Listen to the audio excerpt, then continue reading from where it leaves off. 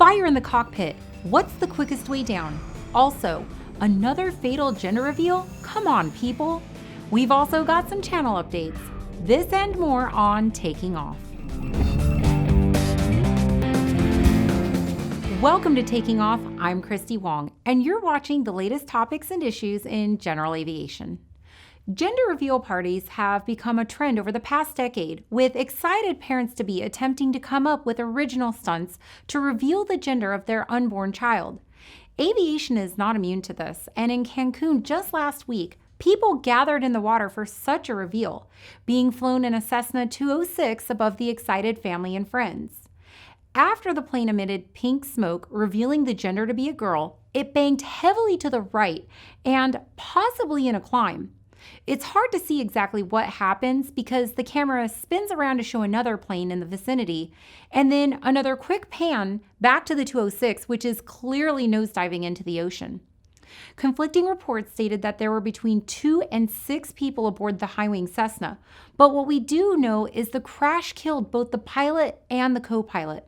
We don't know exactly what happened, but Mexican authorities are investigating the exact cause. Similarly, almost 2 years ago, a crop duster went down when it stalled while performing another gender reveal. Fortunately, no fatalities occurred in that incident. And most of you have heard of the multiple wildfires that have been started by gender reveal stunts gone bad, which was the direct cause in the death of at least one firefighter. One man lost his life last month when the device he was working on malfunctioned in his New York garage. Another couple inadvertently killed their grandmother when they accidentally made a pipe bomb for a gender reveal, which went off and struck the elderly woman and fatally injured her. YouTube and Google are filled with countless stories of gender reveals gone very wrong. So why is this a thing? What's with all of these stunts gone awry? These gender reveal celebrations can be traced back to a popular blog in 2008, which has since grown into a huge party industry. Is it right or wrong to use general aviation or even commercial aircraft for these stunts? Do we need more legislation around it? Let us know your thoughts in the comments below. Personally, a crash in a gender reveal stunt is no different than most other GA accidents, usually caused by pilot error. The crop duster and, very possibly, the Mexico crash were the result of a low-altitude stall. You've got pilots doing low-altitude maneuvers they're not used to, that maybe they haven't practiced for to proficiency, and that can be a recipe for disaster. According to AOPA, more than 80% of the accidents involving stalls or spins have their origins in low-altitude maneuvering. When doing these low-altitude buzz passes, it all boils down to the relative wind not catching up to the wing and exceeding the critical angle of attack. So to you pilots out there doing this, please take everything into account. Practice the maneuver. Practice slow turns at a safe altitude so you can get comfortable with the airplane and how it handles. Get to know what power and control inputs are necessary to maintain control. And practice go-arounds on a regular basis, so when you have to perform one, you're ready to handle it safely. AOPA's Air Safety Institute has a great video on a low-altitude maneuvering. A link to the video is below, and I highly recommend every pilot reviews it. And by all means, remember that most of these low-altitude accidents start with pilots showing off and inadvertently stalling the airplane.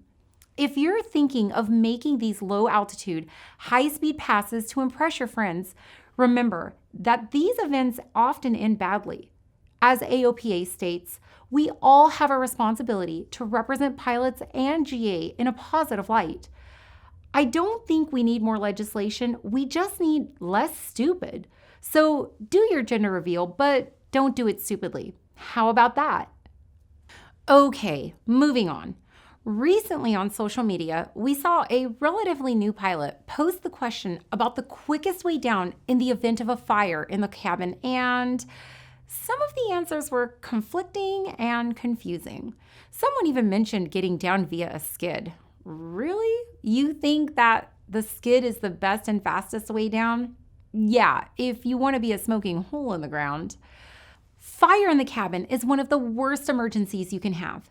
Losing an engine, I can still glide down, but fire burning my hands and feet, smoke making vision impossible, and not being able to breathe puts it up there in my book. Fortunately, fires are rare, but they have happened. So what do you do? As always with every emergency, aviate, navigate, communicate. And in a fire, you may not have the time or the ability to communicate, especially during an electrical fire. The checklist in your POH undoubtedly has a fire emergency page. Most of them will be the same. Stop the fire, clear the smoke, and land. With electrical, you'll probably smell it first. And most checklists will have you kill your master and battery switch, which is why communicate becomes pretty much moot. Activate your fire extinguisher. You have one, right? And it's within reach, right? And you can reach it blindfolded, right? If not, you now have something to practice on your next flight. By the way, on an electrical fire, don't worry about the engine. It's not on the electrical system. Now, if it's an engine fire, that's a different conversation and a different checklist. Maybe on your next flight, you pull that emergency checklist out and go over it. Okay, back to the original question. What is the quickest way down? Your fastest way down is the emergency descent. Consult your airplane's POH for information on how to properly perform an emergency descent. What if your plane's POH doesn't have guidance on emergency descents? It's not uncommon because unfortunately, many of the older POHs won't have that. Even the Wong Warrior, which was manufactured in the 1980s, doesn't have guidance on emergency descents. So where do you get that information? If your POH doesn't have that information published, go next to the FAA published guidance. Chapter 17 of the Airplane Flying Handbook, or AFH, spells out how to properly maneuver during an emergency descent, which is also descending as rapidly as possible to a lower altitude or to the ground for an emergency landing. Just make sure that you're able to recover in time for the emergency landing. And for those of you recommending a skid to get down, perhaps they meant slip or perhaps they are just trolling. Just know that it would be extremely risky and you could easily lose control of your plane. Joe Casey went over this on an episode of In the Hangar and explained the difference between the slip and the skid and why the skid is so dangerous. In the end, it's best to resort back to your airplane's POH, followed by the FAA's guidance in the Airplane Flying Handbook. If you are unfamiliar, we have a link to Chapter 17 of the AFH below, so make sure to go practice these emergency maneuvers with the CFI. Proficiency is key to surviving these events. All right, now for some updates. Many of you have asked about the Wong Warrior after being discovered she was flown inverted. The plane has been thoroughly inspected with a fine-tooth comb and she's okay. We even checked the engine for possible overspeed issues. But she passed, so I'm very grateful for that. There were some minor fixes with the gyros since they were never meant to go upside down, but all is well now and I'm preparing to put G5s in the plane. I'm looking at you, Garmin. As far as the pilot who did this, I honestly don't have any further updates. That's all in the FAA's hands now, and I probably won't get any more updates on that. I wish this person the maturity to learn from this and hope he never does anything like this again. Looks like Dan's beloved Lola is finally a big step closer to getting back into the air after his prop strike.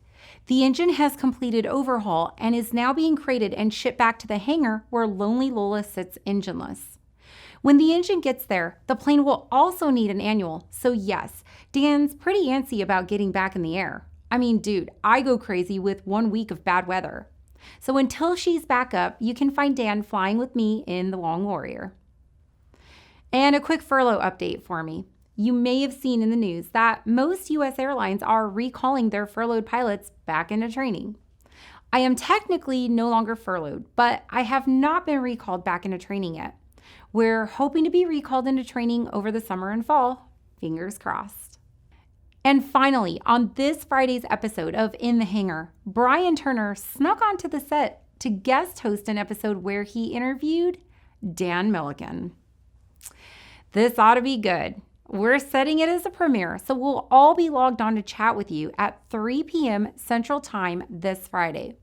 If you're watching this video after Friday, you can always go check it out. I have to tell you, it's always the best part of this channel, being able to interact with you, our fans and followers who support the channel. And also, thank you for supporting me for my Patreon and the Hangar Club for the channel. It really makes a difference. We also have those high-quality t-shirts that you can get at the link below. Thanks again. I really appreciate you guys.